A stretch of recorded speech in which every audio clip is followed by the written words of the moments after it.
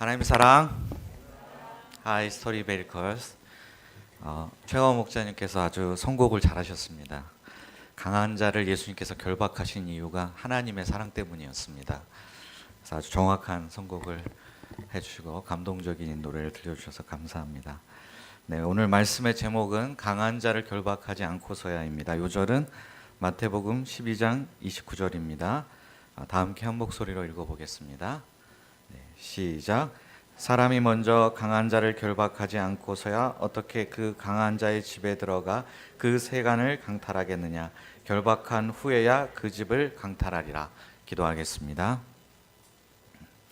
살아계신 하나님 아버지, 이 시간 저에게 예수님의 이 귀한 천국 복음의 말씀을 충만히 허락하여 주시옵소서. 그래서 저희 심령이 하나님의 말씀, 예수님의 생명의 말씀으로 충만히 채워지게 하여 주시고, 또한 주의 성령께서 함께하여 주시고 깨닫게 하여 주시기를 간절히 기도합니다. 예수님의 이름으로 기도하였습니다. 테이큰이라는 영화가 있습니다. 한 젊은 미국 여자가 프랑스 여행을 하다가 알바니아계 마피아가 운영하는 인신매매 조직에 납치되는 일이 일어납니다. 그런데 그 여자의 아버지가 누구냐면 전직 CIA 특수요원이었던 리암 니슨이었습니다. 그래서 이 아빠가 출동해서 혼자의 몸으로 그 인신매매 조직을 일망타진하고 딸을 구출해낸다는 것이 이 영화의 줄거리입니다. 근데 이 테이큰이라는 영화에 아주 유명한 대사가 하나 있습니다. 납치범과 리암 니슨이 서로 전화로 대화하는 내용인데, 잠깐 짤막한 영상을 준비했으니까 그 부분을 한번 보도록 하겠습니다.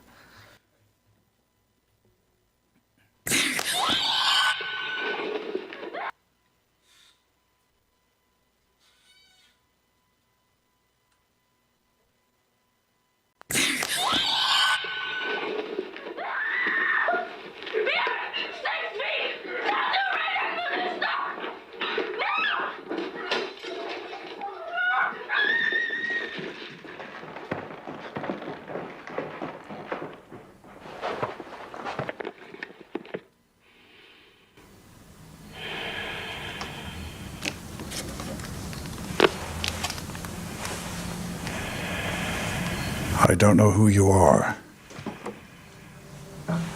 I don't know what you want. If you're looking for ransom, I can tell you I don't have money. But what I do have are a very particular set of skills. Skills I've acquired over a very long career. Skills that make me a nightmare for people like you. If you let my daughter go now, that'll be the end of it. I will not look for you. I will not pursue you. But if you don't, I will look for you. I will find you. And I will kill you.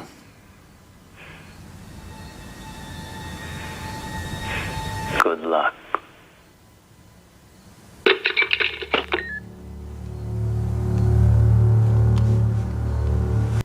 네, 여기까지입니다. 네, 저기서 마지막에 굿럭이라고 한 사람의 최후는 여러분들의 상상에 맡기겠습니다. 이런 아빠가 우리에게 있다면 얼마나 든든할까요?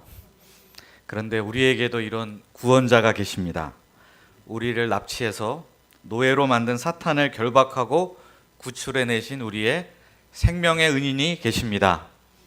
그분이 누구일까요? 22절을 보십시오. 사람들이 귀신 들려서 눈이 멀고 말 못하는 사람을 예수님께로 데려왔습니다. 예수님께서 귀신을 쫓아내시자 그 사람이 말도 하고 앞을 볼 수 있게도 되었습니다. 이에 대한 사람들의 반응은 두 가지로 엇갈렸습니다. 무리들은 이를 보고 놀라며 이는 다윗의 자손이 아니냐라고 했습니다. 다윗의 자손이란 메시아라는 뜻입니다. 그런데 바리새인들은 똑같은 일을 보고서 이는 예수님께서 귀신의 왕 바알세불을 힘입어 귀신을 쫓아낸 것이 아니냐라고 생각을 했습니다. 이 생각을 아신 예수님께서는 어떻게 반응하셨을까요? 예수님께서는 먼저 그들의 주장 속에 담긴 두 가지 모순을 지적하셨습니다. 첫째로, 만약 귀신의 왕인 사탄이 귀신을 쫓아내고 있다면 그 귀신의 왕국은 이미 무너졌어야 하는데 현실은 전혀 그렇지가 않았습니다. 둘째로, 바리새인들 중에서도 귀신을 쫓아내는 사람들이 있었는데 그들은 괜찮고 예수님만 문제가 된다면 이것이야말로 전형적인 내로남불이었습니다. 그 다음 예수님께서는 그들에게 진실을 알려주셨습니다. 예수님의 진실은 무엇이었을까요? 28절을 보십시오. 우리 28절 말씀을 한 목소리로 함께 읽어보겠습니다. 시작. 그러나 내가 하나님의 성령을 힘입어 귀신을 쫓아내는 것이면 하나님의 나라가 이미 너희에게 임하였느니라. 예수님께서 귀신을 쫓아내시는 것은 귀신의 왕의 능력을 힘입은 것이 아니라 하나님께서 보내신 하나님의 성령을 입어서 행하신 일이었습니다.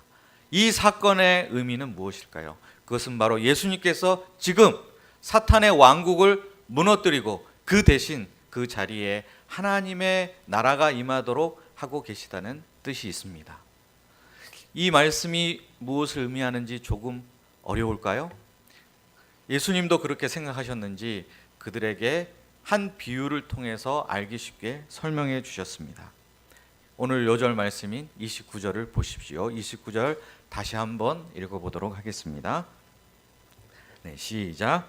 사람이 먼저 강한 자를 결박하지 않고서야 어떻게 그 강한 자의 집에 들어가 그 세간을 강탈하겠느냐. 결박한 후에야 그 집을 강탈하리라.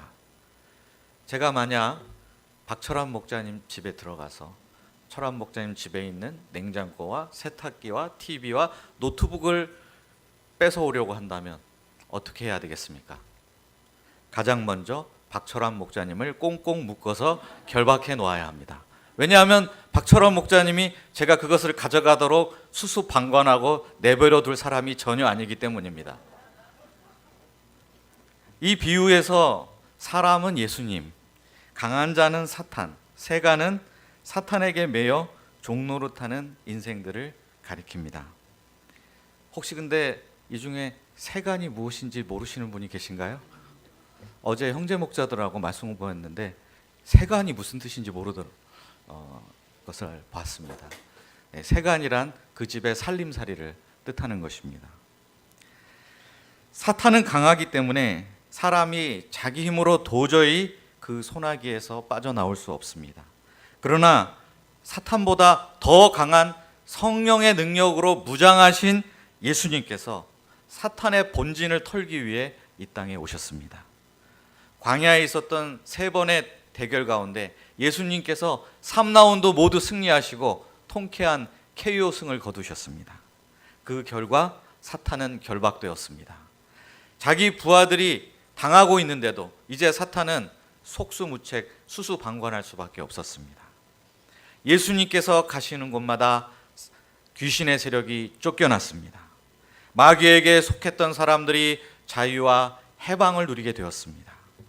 악의 제국이 무너지고 하나님의 나라가 임하고 있습니다. 출애굽기에 보면 애굽의 바로가 얼마나 끈질긴지 모릅니다.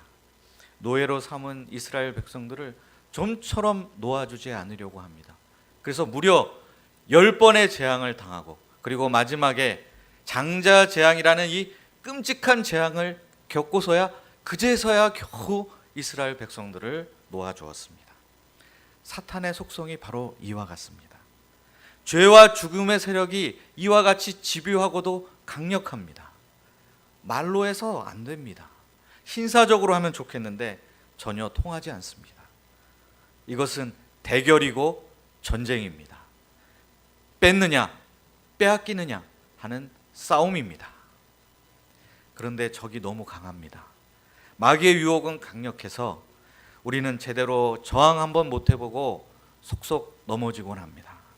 죄의 유혹에서 벗어나고 싶지만 아무리 발버둥쳐도 결국에는 제자리로 돌아와 있곤 합니다. 죽음의 어두운 그림자에서 스스로 벗어날 수 있는 힘이 우리에게 없습니다. 지난주 있었던 여러 가지 사건을 보며 저는 아무리 똑똑하고 능력 많은 사람이고 유명한 사람이라 할지라도 결국 자기 자신 하나를 감당하는 것이 이렇게 힘든 일이구나 하는 것을 깨닫게 되었습니다. 하물며 사탄과 죄와 죽음의 세력에 매여 있는 사람을 구출해낸다는 것이 가능하겠습니까? 한 영혼을 구원한다는 것은 도저히 사람의 힘으로 할 수 있는 일이 아닙니다. 아무리 혼자서 마피아로부터 딸을 구출해낼 수 있는 특수요원 리암 니슨이 출동한다 하더라도 불가능한 일입니다. 그런데 스가랴서 4장 6절 말씀은 이렇게 말합니다. 이는 힘으로 되지 아니하고 능력으로 되지 아니하며 오직 나의 영으로 되느니라. 사람의 힘과 능력으로는 불가능하지만 성령의 능력으로는 가능합니다. 성령의 능력으로 무장하신 예수님은 능히 하실 수 있으십니다. 예수님은 상한 갈 때도 꺾지 아니하시고 꺼져가는 심지도 끄지 아니하시는 분이십니다. 죄로 병든 사람, 연약한 사람에게는 한없이 온유하신 분이십니다. 그러나 인간을 노예로 만들어 버리는 악한 마귀에 대해서는 단호하고도 강력하게 맞서 싸우시는 분이십니다.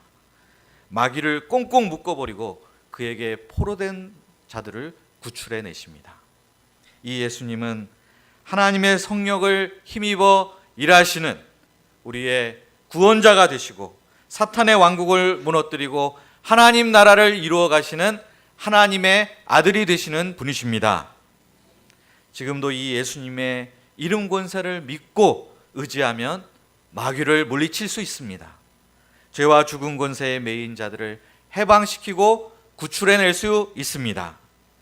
우리 가운데 이 일에 수많은 증인들이 있습니다. 여기 계신 많은 목자님들이 바로 자신의 삶을 통해서 죄와 죽음의 권세로부터 이 마귀의 세력으로부터 예수님이 우리를 구출해내신 그 구원의 경험을 하셨습니다. 그래서 그분들 중에 이번에 7분을 섭외해서 썸머스쿨로 인생 말씀 잔치를 열고 있습니다.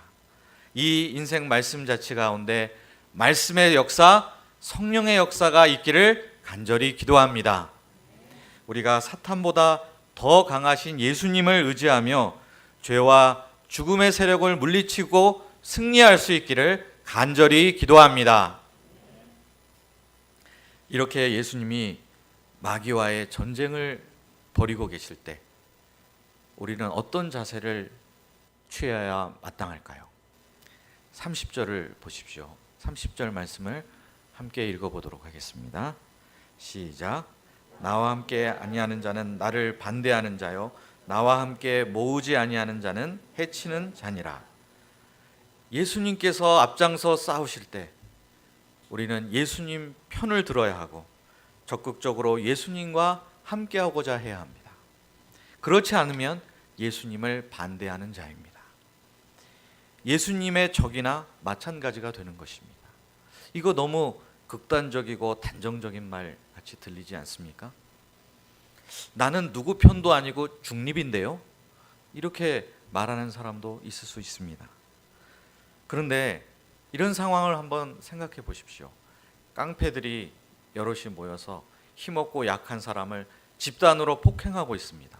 그런데 어떤 의인 한 사람이 나서서 홀로 그 깡패들과 맞서 싸우고 있습니다. 그런데 그 주위에 있던 사람들이 이 상황에서 나는 중립인데요, 둘이 알아서 해보세요, 이렇게 말한다면 과연 이것을 옳은 일이라고 말할 수 있을까요? 이것은 기계적인 중립으로서 사실상 악이 번창하는 것을 수수방관함으로 악의 편에 서는 것이나 마찬가지입니다. 예수님께서 지금 홀로 마귀의 세력과 맞서 싸우고 계신데 여기서 중립을 선언한다는 것은 사실상 마귀를 편드는 것이나 마찬가지입니다. 그런데 오늘 본문에 나타난 바리새인들은 한 걸음 더 나가서 이보다 더 죄질이 나쁩니다. 그들은 적극적으로 예수님을 반대하고 중상모략을 했습니다. 성령께서 하신 일을 두고 거꾸로 이것은 귀신의 왕 사탄이 한 일이다, 이렇게 성령을 모독하는 죄를 범했다고 예수님은 말씀하셨습니다. 이런 죄는 영원히 사함을 받을 수 없다고 무서운 경고를 하셨습니다. 바리새인들이 어쩌다가 이 지경에까지 이르게 되었을까요? 그것은 그들이 평소에 그 마음속에 악을 쌓아두었기 때문입니다. 악을 쌓아놓으면 자연스럽게 악한 말이 튀어나오기 마련입니다. 마지막 심판 때에 그들은 자신들이 한 그 악한 말로 인해서 하나님으로부터 심판을 면할 수 없게 될 것입니다. 38절을 보십시오. 이번에도 또 서기관들과 바리새인들이 등장합니다. 그들은 이렇게 말합니다. 선생님이여, 우리에게 표적 보여주시기를 원하나이다. 이들은 앞선 바리새인들과는 달리 좀 예수님께 대한 태도가 부드럽고 소원이 있는 것처럼 보입니다. 그런데 사실 이들은 앞선 바리새인들이나 그 속내는 별반 다르지 않았습니다. 이제까지 예수님께서 표적을 안 보여주셨나요? 이미 넘치도록 충분하게 많은 표적을 보여주셨습니다. 그럼에도 불구하고 이들이 또 표적을 보여달라 구하는 것에는 이런 뜻이 숨겨져 있었습니다. 예수님, 자꾸 얼마 전부터 우리한테 회개를 안 한다, 반응이 부정적이다, 그렇게 말씀하시는데 그건 우리 때문이 아니고 다 당신 때문이에요. 당신이 우리에게 충분한 표적을 보여주지 않았기 때문이라고요. 우리에게 더 많은 표적, 더 많은 기적을 보여주세요. 혹시 압니까? 그럼 우리가 태도가 달라질지? 이렇게 말하고 있는 것입니다. 예수님께서는 이들에 대해서 이렇게 규정하셨습니다. 악하고 음란한 세대요. 그리고 요나의 표적 외에는 다른 표적을 더 이상 보여줄 것이 없다고 하셨습니다. 요나의 표적이 무엇일까요? 요나는 물고기 뱃속에서 3일 동안 있다가 밖으로 나왔습니다. 마치 그 요나처럼 예수님께서 이제 앞으로 십자가에서 죽으시고 무덤에 묻혀 3일 동안 계시다가 그리고 부활하게 될 것을 말씀하신 것이었습니다. 예수님께서 보여주신 모든 표적 중에 가장 마지막 표적이자 위대한 표적은 바로 십자가와 부활의 표적입니다. 하나님의 아들께서 이 땅에 오셔서 죄인들을 대신하여 십자가에서 죽으셨다는 이 사실보다 더 놀랍고 엄청난 기적이 어디 있겠습니까? 또 죽음의 권세를 파하시고 3일 만에 다시 살아나셨다는 이 부활의 기적만큼 더 놀라운 기적은 없습니다. 기적은 그러므로 십자가와 부활로 충분합니다. 십자가와 부활을 보고도 믿지 않는 사람은 어떠한 기적을 보여준다 하더라도 결국에는 믿지 않을 사람입니다. 그런데 기적보다 더 중요한 것이 있습니다. 니느웨 사람들이 요나의 표적을 보고 회개했습니까? 요나가 물고기 뱃속에 3일 동안 있다가 나온 것을 보고 회개했나요? 그렇지 않습니다. 요나의 전도를 듣고 회개했습니다. 그것도 요나가 큰 소리로 전도한 것도 아닙니다. 니느웨 사람들 심판이 온대요. 회개하든지 말든지. 이렇게 속삭이며 말한 전도를 듣고서도 회개를 했습니다. 남방 여왕이 솔로몬의 부귀영화를 보기 위해서 그 먼 곳에서부터 장거리 여행을 하고 이스라엘 땅을 찾아왔나요? 그렇지 않습니다. 남방 여왕은 솔로몬 입에서 나온 지혜의 말씀, 하나님을 경외하는 데서 나오는 그 지혜의 말씀을 듣기 위해서 그 멀리에서 찾아왔습니다. 기적보다 중요한 것은 곧 말씀입니다. 그 시대 사람들은 예수님께서 귀신을 쫓아내는 기적을 목격했습니다. 더러운 귀신이 나가고 영혼이 깨끗하게 청소되었습니다. 그러면 그 다음 무엇을 해야 할까요? 그 빈자리에 이제 거룩한 하나님의 말씀, 예수님의 말씀을 채워야 했습니다. 텅 빈 영혼을 하나님의 거룩한 성령으로 채워야 했습니다. 만약 이렇게 했다면 사탄은 그들을 다시는 감히 건드릴 엄두도 내지 못했을 것입니다. 그러나 사람들은 예수님을 거부하고 배척했습니다. 예수님의 말씀으로 채우지 않았고 하나님의 거룩한 성령으로도 채우지 않았습니다. 이대로 가면 그들은 결국 어떻게 될까요? 45절을 보십시오. 우리 45절 말씀을 함께 읽어보도록 하겠습니다. 시작. 이에 가서 저보다 더 악한 귀신 7을 데리고 들어가서 거하니 그 사람의 나중 형편이 전보다 더 심하게 되느니라. 이 악한 세대가 또한 이렇게 되리라. 그 사람의 나중 형편이 전보다 더 심하게 되니라. 한번 은혜를 체험하고 그 심령에 말씀과 성령으로 충만케 하지 않으면 바로 오늘 예수님께서 경고하신 대로 그 나중 형편이 처음보다 더 심하게 될 수도 있습니다. 앞서 서두에서 테이큰이라는 영화를 언급해 드렸습니다. 그런데 속편 테이큰 2도 있습니다. 이번에는 리암 니슨의 딸이 아니라 리암 니슨의 아내가 납치가 됩니다. 범인은 1편에서 죽은 납치범의 아버지입니다. 아까 영상에서 굿럭 했던 그 친구의 아버지입니다. 아들의 복수를 하려고 아내를 잡아간 것이었습니다. 마귀도 이처럼 끈질깁니다. 얼마나 끈질기냐 하면 쫓겨난 뒤에 다시 찾아옵니다. 해병대도 아닌데 한번 마귀의 노예면 영원한 노예야, 이런 구호를 외치며 다시 돌아옵니다. 그래서 방심은 금물입니다. 성령의 능력으로 하나님의 기이한 은혜의 역사를 체험했다고 해서 끝난 것이 아닙니다. 깨끗하게 청소된 우리 영혼을 말씀으로 채워야 합니다.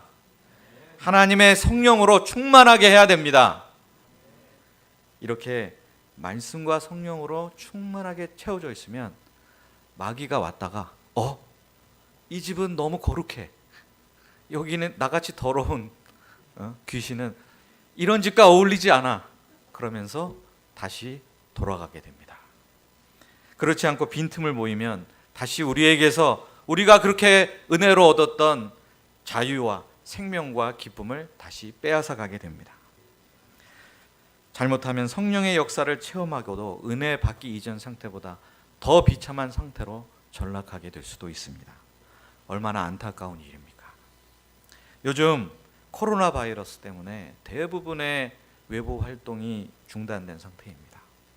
집에 있는 시간이 많아졌습니다. 집에 있는 시간, 홀로 있는 시간이 많아졌을 때 우리는 이 시간을 헛되이 보내기 쉽습니다. 이때 우리 안에 무엇으로 채우고 우리 마음에 무엇을 쌓아야 할까요? 죄악된 것, 더러운 것을 채우면 결국에는 나쁜 열매로 나타나고 그 마음 속에 쌓인 것이 말로 드러나게 됩니다. 코로나로 받은 스트레스가 폭발해 짜증 섞인 말을 하고 신경질적인 말을 해서 상처를 주게 됩니다. 세탁물 때문에 괜히 화를 내는 이런 상황이 생길 수가 있습니다. 그러나 하나님의 말씀과 성령으로 채우면 선한 열매로 나타날 것입니다. 다른 사람을 인정하고 칭찬하는 말, 주위 사람을 위로하는 따뜻한 말, 용기와 희망을 주는 격려의 말을 하게 될 것입니다. 우리가 코로나 시대 거룩한 말씀, 거룩한 성령으로 우리 영혼을 충만하게 채울 수 있기를 간절히 기도합니다. 그래서 바이러스뿐만 아니라 다시는 악한 마귀가 우리를 틈타지 못하도록 잘 예방할 수 있기를 기도합니다. 이제까지 11장과 12장에 걸쳐서 예수님의 사역에 대한 사람들의 반응을 쭉 살펴봤습니다. 그 반응이 어떻습니까? 세례 요한마저 예수님을 의심하고 사람들은 냉담한 반응을 보이고 권능의 역사를 체험하고도 회개하지 않았습니다. 바리새인들과 서기관들은 예수님이 하시는 일마다 사사건건 회방을 놓고 예수님을 대적했습니다. 하나같이 다 부정적인 반응들 뿐입니다. 심지어 어머니와 동생들까지도 예수님을 이해하지 못하고 잡으러 왔습니다. 도대체 예수님 주위에는 예수님을 편들어 줄 사람, 예수님 편에 설 사람이 아무도 없는 것일까요? 아니, 있었습니다. 그들은 누구입니까? 49절을 보십시오. 49절 말씀을 한 목소리로 읽어보겠습니다. 시작. 손을 내밀어 제자들을 가리켜 이르시되 나의 어머니와 나의 동생들을 보라. 예수님은 제자들과 피 한 방울 섞인 일이 없지만 그들을 한 가족으로 여기셨습니다. 왜냐하면 제자들은 하나님 아버지의 뜻대로 행하고자 하는 사람들이었기 때문입니다.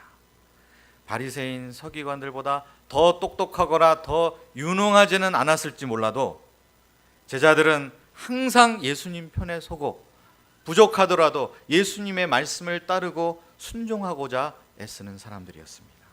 그들을 보시며 예수님은 수많은 대적들이 둘러싸인 상황 가운데서도 그들을 통해서 위로를 받으셨습니다. 피는 물보다 진합니다. 그런데 여기다 한마디를 덧붙여야 되겠습니다. 순종이 피보다 진합니다. 지난주부터 우리는 새로운 요회로 모이고 있습니다. 그렇게 만난 요회원들 중에는 내 스타일이 아닌 사람도 있을 수 있습니다. 나랑 잘 안 맞는 사람이 있을 수 있습니다. 그러나 교회 밖으로 나가보십시오.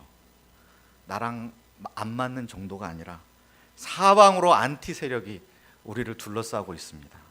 성령의 역사를 회방하려는 세력, 예수님을 헐뜯고 비난하려는 세력, 믿는 자를 고깝게 여기고 음으로 양으로 박해하려는 사람들이 사방에 우구를 하고 있습니다. 이 와중에 예수님을 믿고 따르고자 하는 인생 방향을 두고 있다는 그 이유 하나만으로도 우리는 서로에게 너무나 소중하고 귀한 존재들입니다. 그러므로 우리가 서로를 예수님께서 제자들에게 말씀하셨던 것처럼 형제요, 자매요, 어머니로 여길 수 있기를 기도합니다. 새 요회가 서로를 아끼고 사랑하고 섬기는 가족과 같은 공동체가 될 수 있기를 간절히 기도합니다. 기도하겠습니다. 하나님 아버지, 사단에게 매여 일생 종노릇 할 수밖에 없었던 우리들을 죄와 죽음 권세에 사로잡혀 납치되어 꼼짝단삭할 수 없었던 우리들을 긍휼히 여기사 예수님을 보내어 주셔서 감사와 찬양을 드립니다. 우리 주 예수님께서 우리를 사단의 속박으로부터 자유케 하시고 해방케 하셔서 주님 안에서 생명과 기쁨을 누리게 하시니 감사드립니다. 이제 이 예수님을 힘입어 성령의 능력으로 마귀와 맞서 싸워 승리할 수 있게 도와주시옵기를 간절히 기도합니다. 마귀가 물러난 우리의 심령에 하나님의 말씀, 하나님의 성령으로 충만케 할 수 있기를 간절히 기도합니다. 예수님의 이름으로 기도하였습니다.